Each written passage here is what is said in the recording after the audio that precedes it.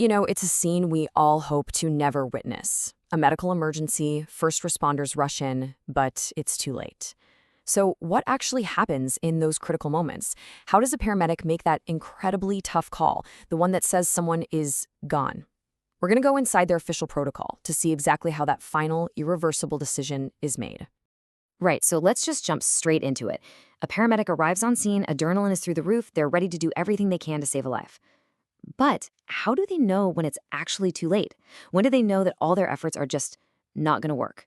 You might be surprised to learn it's not a guess, it's not some kind of gut feeling, it's a decision that's guided by a really strict evidence-based protocol. Okay, so the protocol kind of starts with the most straightforward, though tragic, situations. In some cases, the signs of death are, well, they're immediate, they're unmistakable. There's really no need for any further assessment to know that resuscitation just isn't an option. Yeah, the protocol kicks off with criteria that are just medically definitive. We're talking about things that are frankly quite grim but leave no room for doubt.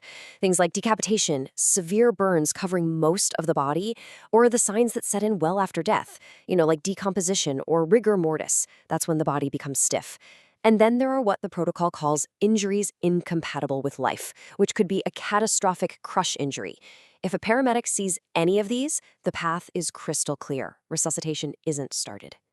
But here's the thing. Those really obvious cases, they're actually the exception, not the rule. In most cardiac arrests, the person might look like they could still be saved. There isn't some visible, catastrophic injury. And this is where the decision gets so much more complex and where having a protocol is absolutely essential. So, for all those other situations, paramedics turn to a highly structured flowchart. This isn't about emotion or guesswork at all. It's a super systematic process. It's designed to take away any ambiguity and make sure every single decision is based on hard medical evidence. And it all kicks off with 3 initial questions. All right, let's break this down. First question, is the patient pulseless and not breathing? I mean, that's the basic definition of cardiac arrest, right? Second, are there any of those obvious signs we just covered? If the answer is yes, the protocol pretty much stops right there. But if the answer is no, and this is the really crucial part, the paramedic has to figure out the cause of the arrest. Was it a medical issue or was it from a physical injury? That one question sends them down 3 very different paths. And this is where things get interesting. The protocol literally branches out. Based on the answer to that one question about the cause, the paramedic follows one of 3 distinct pathways: non-traumatic, penetrating trauma, or blunt trauma. And believe me, each path has its own specific set of rules. So let's tackle the most common path first, non-traumatic arrest. This is going to cover things like a heart attack or some other medical event that just causes the heart to stop. And here, the assessment gets really, really specific. It's all about what the heart's electrical activity is doing. Okay, but before we dive deeper, we got to get 2 key terms down: asystole and PEA. You've probably seen asystole in movies. It's the classic flatline. Absolutely no electrical activity in the heart. PEA, which stands for pulseless electrical activity, is a little different. With PEA, the heart's electrical system might still be firing off signals, but the heart muscle itself isn't actually contracting. In either case, the result is the same: no pulse. So here's the crucial fork in the road for this path. Was the arrest witnessed or unwitnessed? It makes a huge difference. If nobody saw it happen and the patient is already in asystole or PEA, that strongly suggests a long downtime, meaning the brain has been without oxygen for a while. In that case, resuscitation is typically withheld. But if someone did witness the arrest, the game changes. Paramedics will work on the patient for a full 20 minutes, and only after that 20 minutes, if the patient is still in asystole or has PEA with a very low end tidal CO2 level, which is basically a measure of circulation, only then will they make the call to stop.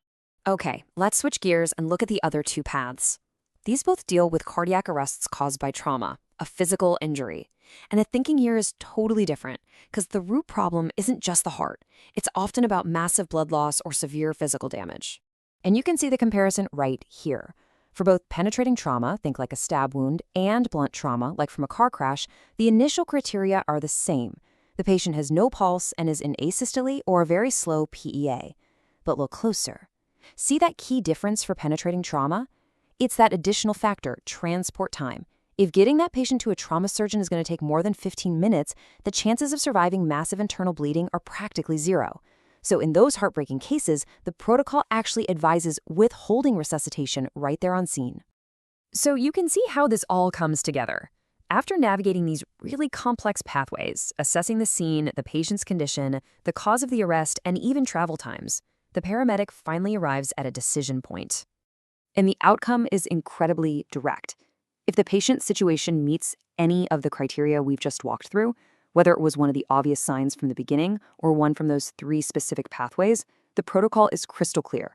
Resuscitation efforts are either not started or they are stopped.